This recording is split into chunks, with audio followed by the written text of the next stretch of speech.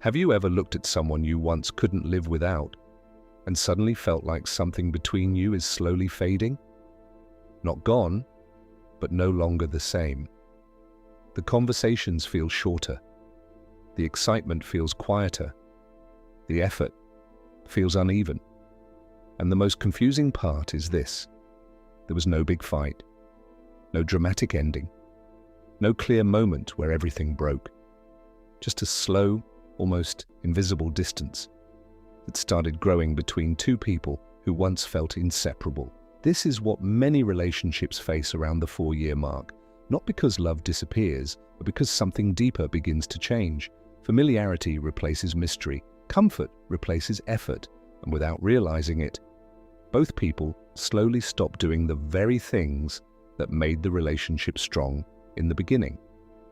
And if nothing is done, this is the stage where many relationships don't survive. But here's the truth most people never hear. Relationships don't fail because time passed. They fail because growth stopped, because somewhere along the way, two people who were once intentional became comfortable being passive. In this video, you're going to understand exactly what happens after the 4-year mark, why most couples lose connection at this stage, and more importantly, how to rebuild attraction, respect, and emotional connection without begging, forcing, or losing yourself in the process. Because saving a relationship at this stage is not about doing more. It's about doing the right things with clarity, discipline, and awareness. At the beginning of a relationship, effort is natural. You don't have to remind yourself to call. You don't have to force yourself to listen. You don't have to think about being present. Because everything is driven by curiosity. You are learning each other, exploring each other, trying to understand what makes the other person feel seen and valued. But over time, something subtle begins to happen. The curiosity that once created connection gets replaced by assumption. You start believing you already know them. You assume you understand how they feel. You assume they will always be there. You assume the bond is now secure enough to stop trying so hard. And that is where the shift begins, because the moment effort becomes optional, disconnection becomes inevitable. This is the part most people misunderstand. They think relationships fail because of cheating, arguments, or incompatibility. But in reality, most relationships begin to break long before those things ever happen. They break in silence, in the missed conversations, in the lack of attention, in the small moments where one person needed presence and the other offered distraction. Over time, these small moments don't stay small, they accumulate, and slowly, the emotional connection that once felt effortless starts to feel like work. Not because love is gone, but because intentionality is gone. This is where many people make a dangerous mistake. They respond to this phase with panic. They try to fix everything quickly. They become overly available. They start chasing attention that used to come naturally. And instead of rebuilding attraction, they slowly lose respect. Because attraction is not sustained by neediness. It is sustained by presence, growth, and emotional stability. There's a reason why the Stoic philosopher Epictetus taught that you cannot control how others feel, but you can control how you show up. And in relationships, how you show up over time is what determines whether connection grows or quietly dies. After the 4-year mark, the question is no longer, do you love each other? The real question becomes, are you still choosing each other intentionally? Because love without intention fades, not immediately, not dramatically, but slowly and quietly, until one day it feels like something important is missing. Be honest with yourself. At this stage in your relationship, are you still intentional, or have you become comfortable? Comment intentional or comfortable. When a man starts to feel distance in his relationship, his first instinct is usually not to understand it. It is to react to it. He feels her energy change, and suddenly he starts doing more texting, more calling, more checking in, more trying to fix what he doesn't fully understand. On the surface, it looks like effort, but underneath it is driven by fear. Fear of losing her, fear of being replaced, fear that he is no longer enough. And that fear slowly changes how he shows up. He becomes overly available, he starts seeking reassurance, he begins to explain himself more than necessary. And without realizing it, he shifts from being grounded and centered to being reactive and uncertain. This is the mistake, because when a man starts chasing the connection, he unintentionally destroys the very thing he is trying to save. Attraction does not grow in pressure.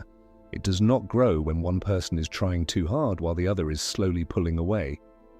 It grows in emotional balance, in calm presence, in quiet confidence, in the ability to stay grounded even when things feel uncertain. This is where many men lose control of themselves. Instead of observing the situation, they become consumed by it. Instead of creating space for clarity, they fill every gap with noise, constant messages, constant questions, constant need for validation. And slowly, the relationship begins to feel heavy, not because of love, but because of pressure. There's a powerful idea echoed in Stoic thinking, especially in the mindset of Marcus Aurelius. If you lose control of your emotions, you lose control of your actions. And in relationships, that loss of control is often what pushes the other person further away, because no one feels safe around unstable energy.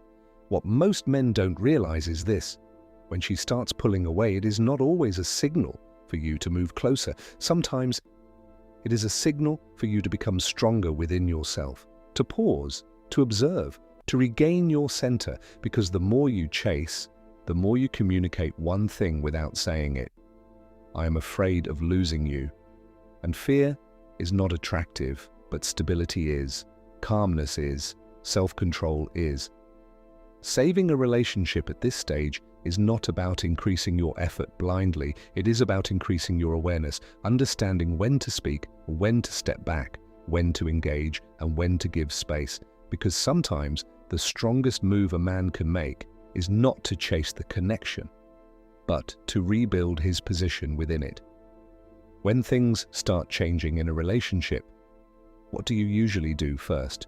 Do you chase, or do you stay composed? Comment, chase, or composed.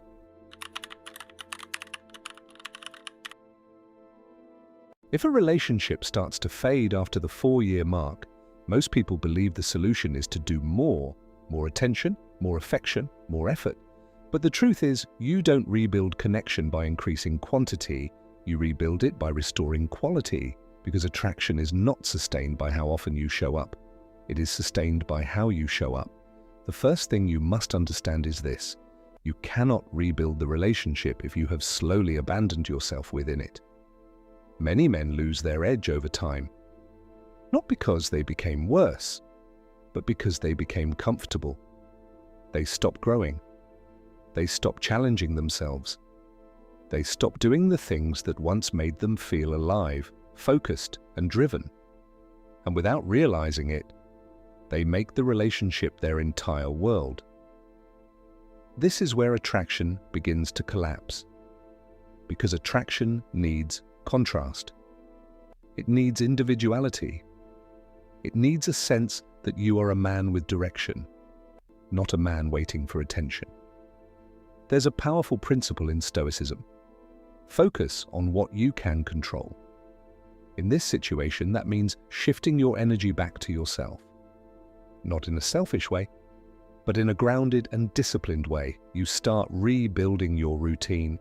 You become consistent again, focused again, purpose-driven again, not to impress her, but to realign with who you are.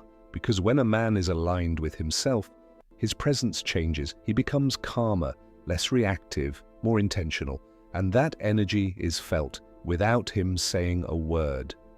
The second shift is this: you must reintroduce space into the relationship. Not distance out of anger, but space out of strength. You stop over-explaining, you stop over-chasing, you stop filling every silence with noise, and something interesting begins to happen. The pressure disappears. And in that space, curiosity slowly returns, because what is always available is rarely valued, but what has rhythm, balance, and unpredictability becomes interesting again. The third shift is communication. Not more communication, but better communication. You stop reacting emotionally in the moment and start responding with clarity. You say what needs to be said without aggression and without fear. You become direct, calm, honest, grounded. Because respect in a relationship is not built through constant agreement. It is built through clear, stable expression. This is something even Seneca emphasized. Clarity and self-control are the foundation of a stable life. And in relationships, that stability is what creates emotional safety. When you combine these three things, self-alignment, space, and clear communication, you don't just fix the relationship, you transform the dynamic. Because now you are no longer reacting to the relationship, you are leading yourself within it. And that is what rebuilds attraction. Which one do you need to work on most right now? Self-focus, space, or communication? Comment the one you're choosing to improve. There is a truth about relationships that most people spend years trying to avoid, and it is this: not every relationship is meant to be saved. That doesn't mean you failed, that doesn't mean the love wasn't real, and it doesn't mean the time was wasted. It simply means that sometimes two people stop growing in the same direction, and no amount of effort can fix a lack of alignment. This is where emotional maturity is tested, because saving a relationship should never come at the cost of losing yourself. If you have to beg for attention, constantly prove your worth, or abandon your standards just to keep someone, then you are not saving the relationship. You are slowly destroying your self-respect. And without self-respect, no relationship can truly survive. This is something deeply rooted in Stoic philosophy. Men like Epictetus believed that your peace should never depend on something you cannot control, and another person's feelings will always be something you cannot fully control. What you can control is this: your growth, your standards, your emotional discipline, your ability to walk away from what no longer aligns. Because here is the truth most people don't want to hear. A relationship only works when both people choose it, not once, but continuously.